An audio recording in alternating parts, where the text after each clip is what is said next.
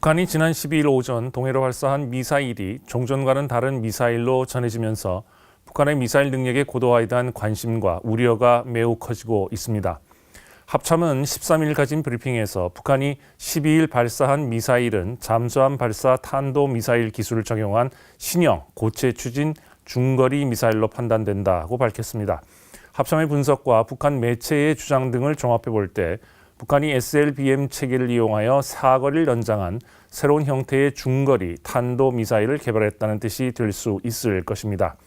근본 미사일 발사의 저희는 첫째, 대륙간 탄도미사일 시험 발사를 하지 않은 현재로서는 ICBM 개발의 초기 단계로 보아야 할 것입니다.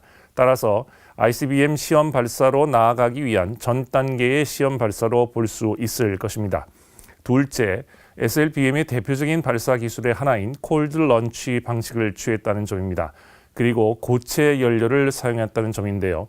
한마디로 연료를 주입할 필요가 없기 때문에 이른바 은밀성과 신속성이 보장되는 만큼 탐지가 어렵고 이에 따른 요격, 대응 시간도 지연된다는 문제가 생깁니다.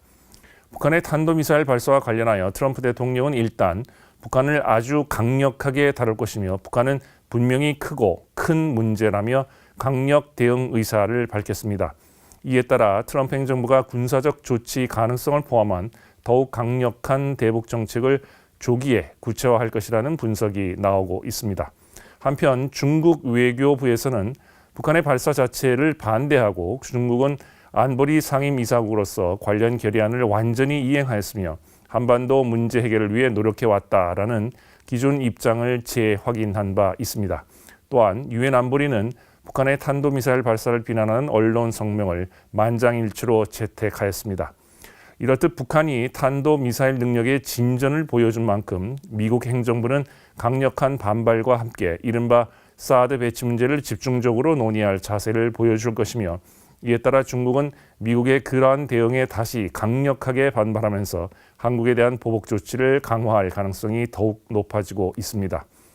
북한의 미사일 개발 의도는 미국을 위협하기보다는 미국의 개입을 쉽지 않게 만들기 위한 의도도 내재되어 있습니다. 따라서 우리는 핵 도발뿐만 아니라 상당한 스펙트럼의 억제 능력을 키워야 할 것입니다.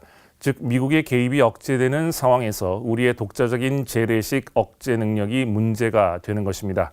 이 문제는 한미 간의 합의가 필요하며 더 구체적으로 논의될 필요가 있을 것입니다. 북한의 도발을 우리의 군사적 능력 개발과 함께 기대로 활용할 수 있기를 기대합니다. 국방중앙 이슈의 이명철이었습니다.